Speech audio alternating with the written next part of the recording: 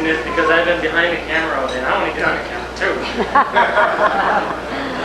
So I get to, if I volunteer for this, then I get to be on camera.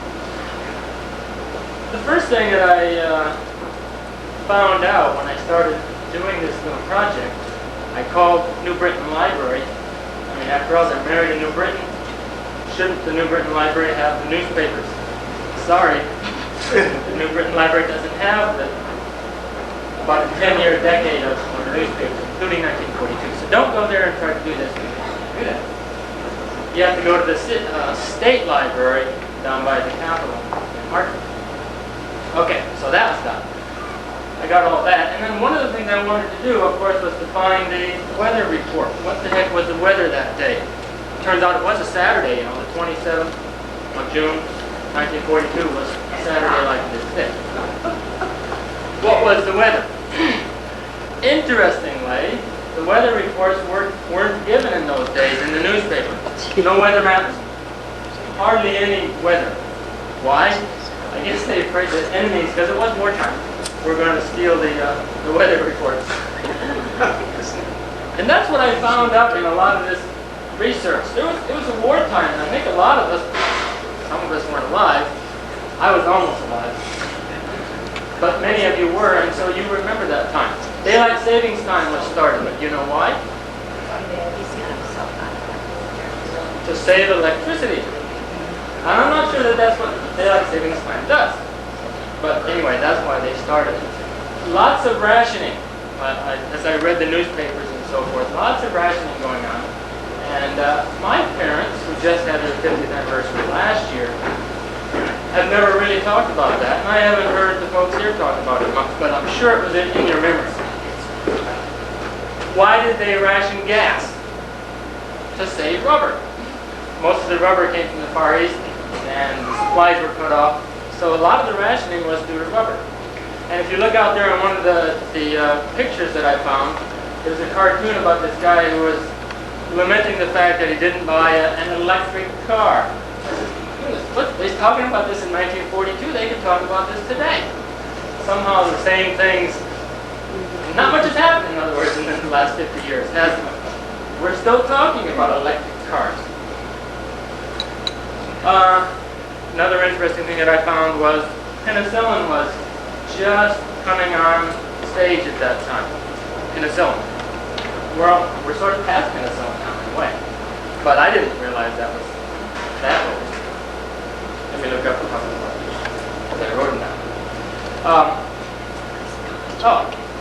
I asked Ern about this fire. I said, Ern, did you remember a big fire about the time you got married? And he says, oh yeah. See, old guys don't tell other people about what happened. But that fire was a very interesting thing because it led to the ring. It led to the hair story. Did anybody tell that today yet? Behind the theater that burned down was the hairdresser store, whatever it is, shop, that was going to do Eleanor's hair. Well, they were closed. So she had to, not only did this ring fiasco come out, but she couldn't get her hair done.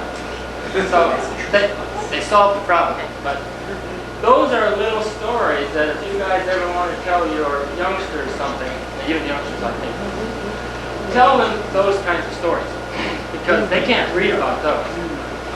So tell them the details, the things that you may not remember, the things that were too small. Anyway, congratulations, folks. And by the way, for those of you who do know, I go with Pam here. For those of you who don't know, go through.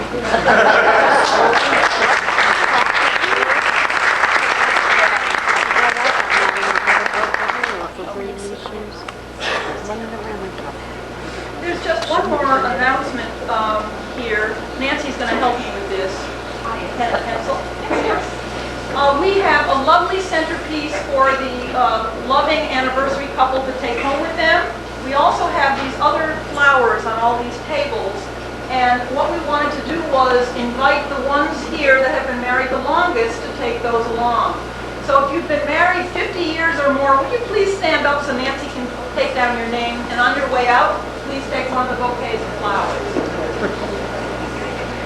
Jordan Tran,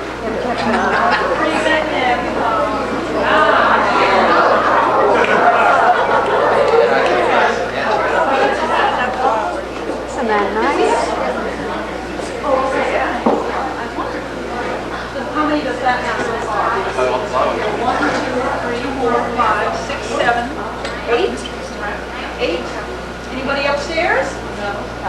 8. We still have 5 more. Did we? Yeah.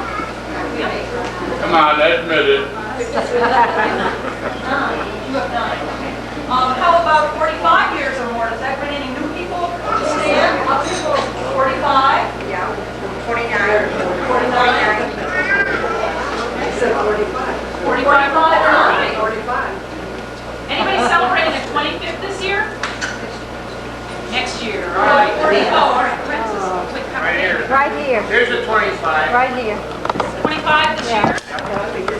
September. I'm going to get a beating next year. But we could get that after. We are, Judy, are you ready with the music? Okay. As a finale here, we wanted to have a mom and father dance to their favorite tune like it was like 50 years ago this afternoon. Unfortunately, Judy doesn't have Stardust, but she does have some other melodies on the recorder out there. So please feel free to go out and join in the dancing after they get it started, and stay a while and continue to visit with your old and new friends. And we're so glad that you were able to come today and join in this celebration. Thanks very much.